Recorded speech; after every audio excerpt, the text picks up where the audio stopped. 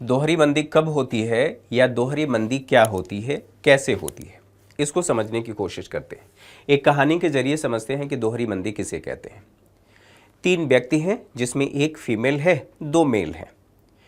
एक का नाम निरहु है और दूसरे का नाम घुरहु है और तीसरे का नाम कतवारू है। ये गांव में नाम आम प्रचलन में रहता है। अब इसको समझने की कोशिश करते हैं। निरहु घुरहु के चक्कर में पागल हैं। दोनों के बीच में निरहु के द्वारा किए गए प्रयास से दोस्ती जरूर हो जाती है। अब यहां पर समझिए, निरहु मेल है और घुरहु फीमेल है। निरहु को घुरहु को देख करके कुछ कुछ होता है, लेकिन घुरहु को निरहु को देख करके कुछ कुछ नहीं होता। घुरहु जब कतवारू को देखती हैं तब उन्हें कुछ कुछ होता है, लेकिन ये बात निरहु को नहीं पता है। निरहु को ये लग रहा है कि हमारी दोस्ती हो गई है और उस दोस्ती को वो प्यार समझ बैठते हैं और बच्चों के नाम तक सोच लेते हैं। लेकिन कुछ दिन बाद इन्हें पता चलता है कि घुरहु कतवारू के लिए करवा चौथ का व्रत रखी हैं। इनका दिल टूट जाता है, बेचारे डिप्रेशन में चले जाते हैं। डॉक्टर के पास गए तो डॉक्टर ने कहा कि दोस्तों के साथ घूमो, दोस्तों के साथ अपनी बातें शेयर करो, दोस्तों के साथ रहना शुरू करो, अपने आप को व्यस्त रखो, समस्या का समाधान हो जाएगा। दोस्तों ने भी इनका साथ दिया और दोस्त लेकर के गए, इन्हें घुमाने के लिए तमाम प्रयास किए। धीरे धीरे इनकी स्थिति ठीक हो रही थी। एक दिन दोस्तों ने प्लान बनाया कि चलते हैं मूवी देख करके आते हैं, और मूवी देखने के लिए इन्होंने PVR सेलेक्ट कर लिया। वहाँ पर गए, मूवी देखने के लिए बैठ गए। जैसे ही उस मूवी में दिन का सीन आया, सबके चेहरे चमकने लगे और उसी में निरहु के बगल में बैठा एक चेहरा चमकने लगा, जो चेहरा था घुरहु का।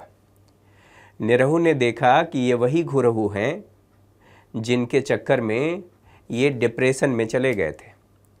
ये आए तो थे अपने डिप्रेशन का समाधान करने के लिए, उस समस्या से बाहर निकलने के लिए, लेकिन सुधार अभी हो ही रहा था कि दोबारा वही घुरहु इनके बगल में कतवारू के साथ नजर आ गई। अब बेचारा इससे पहले कि वो और सुधार कर पाता, दोबारा उन्हीं यादों में चला गया और दोबारा मंदी का शिकार हो गया। अब यहाँ पर इकॉनमी की भाषा में इसको समझने की कोशिश करते हैं। डबल डिप यानी कि दोहरी मंदी। दोहरी मंदी को समझने के लिए सबसे पहले एक एग्जाम्पल को लेना पड़ेगा। तो डिप्रेशन यानी कि मंदी, मान लीजिए आपकी कोई दुकान है, दुकान सामान से भरा हुआ है लेकिन खरीदार नहीं है, अर्थात ग्राहक नहीं है। इकॉनमी की भाषा में इसे कहते हैं कि सप्लाई है लेकिन डिमांड नहीं है, अर्थात खरीदार नहीं है। इससे बाहर निकलने के लिए देश में 2 संस्थाएं हैं, 2 संस्थाएं काम करती हैं। एक का नाम है RBI और दूसरे का नाम है सरकार। RBI क्या करेगी और सरकार क्या करेगी? RBI के पास ऑप्शन है कि वह अपने ब्याज दर को कम करके बैंकों के ब्याज दर को कम कर दे। ऐसा करने से हम और आप आसान किस्त पर लोन लेकर के और अधिक वस्तुएं खरीदना शुरू कर देंगे, और खरीदना शुरू करेंगे यानी कि बाजार में अब डिमांड बढ़ जाएगा। सरकार क्या करेगी? सरकार के पास विकल्प है कि वह रेलवे लाइन बिछवाए या सड़कें बनवाना शुरू कर दे या मनरेगा में और लोगों को वेजेस देने लगे, अर्थात मनरेगा में मजदूरी दर को बढ़ा दे। इससे क्या होगा? लोगों के पास पैसा आएगा, लोग डिमांड करना शुरू कर देंगे, यानी कि वस्तुओं को खरीदना शुरू कर देंगे, और इससे धीरे धीरे हम मंदी की स्थिति से बाहर आ जाएंगे, अर्थात डिमांड और सप्लाई के बीच में जो गैप था वो गैप कम हो जाएगा, मंदी की स्थिति से बाहर आने लगेंगे। लेकिन दोनों संस्थाएं जो प्रयास कर रही हैं उसे इकॉनमी की भाषा में कहते क्या है? इकॉनमी की भाषा में RBI ने जो प्रयास किया उसे उसकी सस्ती मौद्रिक नीति कहते हैं, और जो सरकार ने प्रयास किया उसे उसके राजकोषीय नीति कहते हैं। कई बार सार्वजनिक व्यय भी कहा जाता है कि सार्वजनिक व्यय सरकार ने बढ़ा दिया। अच्छा, दोनों अभी प्रयास कर ही रहे थे और सुधार कुछ हुआ ही था, तब तक दोहरी मंदी आ गई, यानी कि दोबारा डिप्रेशन आ गया। अब इन दोनों को मिलाकर के हम कहते हैं डबल डिप यानी कि दोहरी मंदी। एक ग्राफ के जरिए इसको समझने की कोशिश करते हैं। ये कीमतों का सामान्य स्तर है।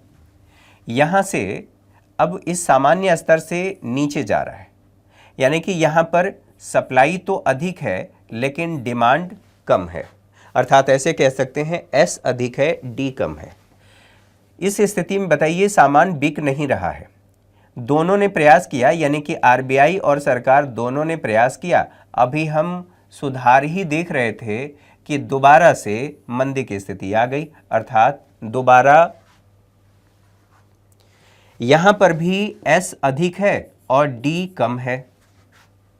ठीक है, अब इसको हम क्या कहेंगे? इसको कहेंगे ये जो डिप दिखाई दे रहा है इसी को कहा जाता है यह डबल डिप है, और इस स्थिति में सुधार करना मुश्किल होता है। और अधिक समझने की कोशिश करें, अगर ये रिकवरी हो जाती है RBI और सरकार के प्रयासों से, तो हम इसको कहते हैं यह डब्ल्यू शेप रिकवरी है। तो मेरे ख्याल से आप लोगों को ये बात समझ में आ गई होगी। अगर आपको ये बात समझ में आ गई है तो कमेंट करके आप बता सकते हैं। आपके कमेंट का इंतज़ार रहता है। Thank you for watching.